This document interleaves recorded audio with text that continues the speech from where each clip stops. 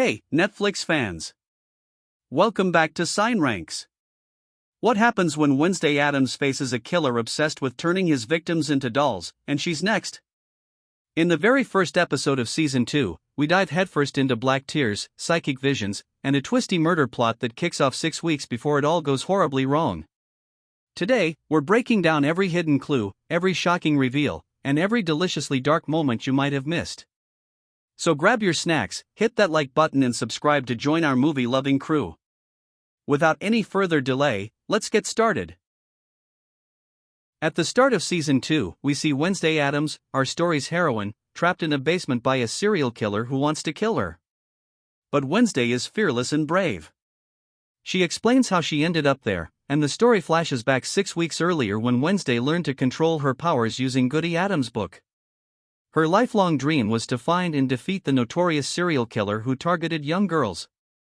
One day, the killer accidentally leaves a toy belonging to an abducted girl at a crime scene, which Wednesday's companion, a hand named Thing, picks up.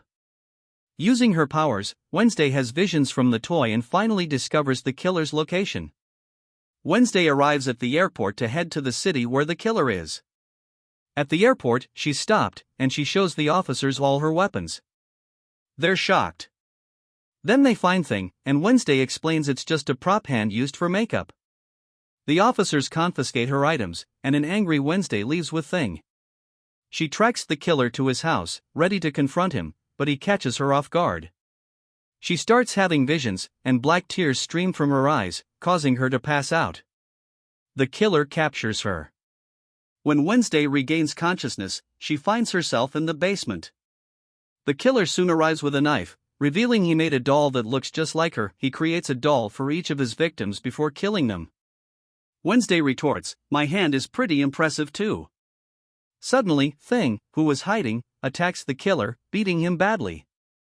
Seizing the opportunity, Wednesday frees herself. The killer notices her black tears are tied to her visions, and she warns him not to tell anyone. Ultimately, Wednesday defeats the killer, avenging the girls he targeted. Days later, posters announced the killer's capture. Wednesday finds nothing in Goody's book about her black tears. Her stepmother, Morticia, and her brother Pugsley urge her to move on since they need to return to school. Meanwhile, Pugsley has learned to control his electricity-based powers, which he uses, causing several accidents on the road. In a forest, a man is with his friend when a private detective secretly takes their photos. Suddenly, a flock of crows attacks the detective. He rushes to his car and sends a voice message to his colleague, only to realize crows have entered the car. They attack and kill him. The Addams family returns to Nevermore Academy. Wednesday starts to enjoy the school's dark atmosphere and knows where the bodies are hidden. Morticia asks her to look after Pugsley, to which Wednesday replies she always does, and we see through visions how she's protected her brother in her own unconventional ways. She tells Pugsley everything about the school, including that she'll help him if he needs to deal with someone.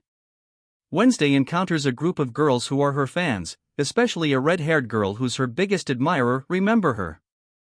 A siren girl shoos them away, praising Wednesday for saving the school last time, making her a heroine.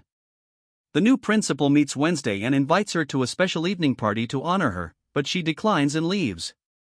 Back in her room, Wednesday finds it crowded.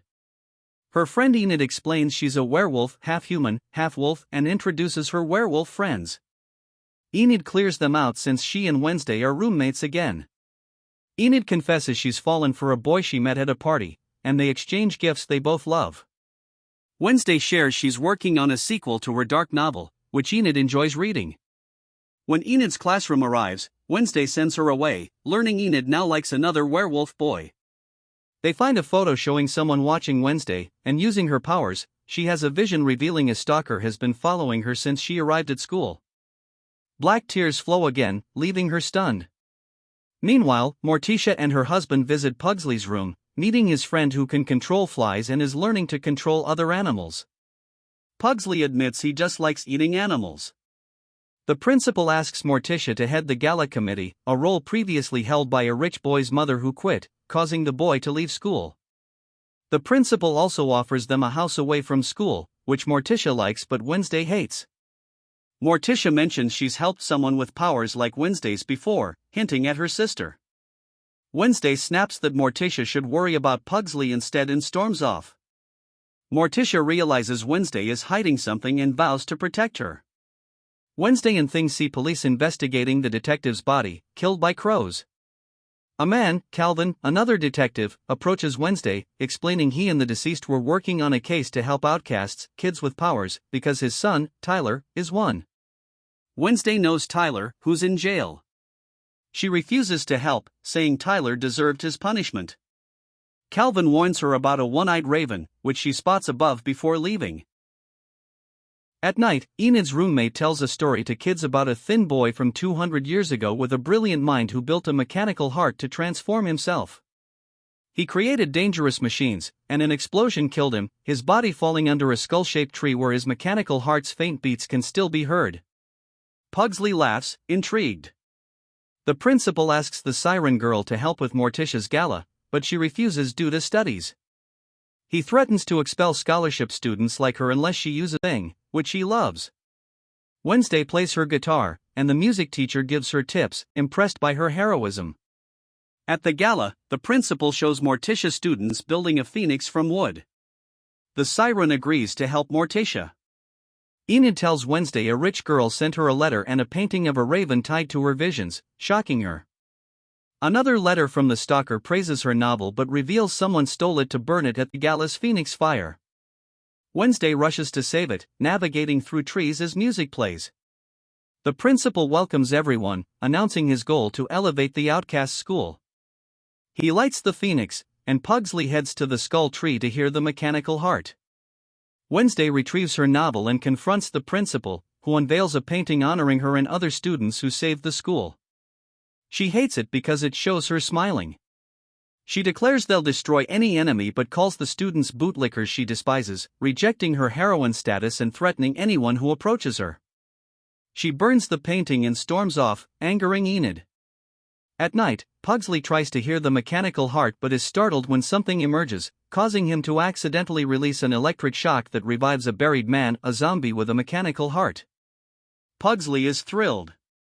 When Enid touches Wednesday, she has a vision of Enid's grave surrounded by crows, with Enid blaming Wednesday for her death. And that's how episode 1 of Wednesday season 2 ends, with a dark twist. If you want me to break down episode 2 with all the hidden clues and shocking reveals, make sure to hit that like button, subscribe, and drop a comment below saying episode 2. Thanks for watching.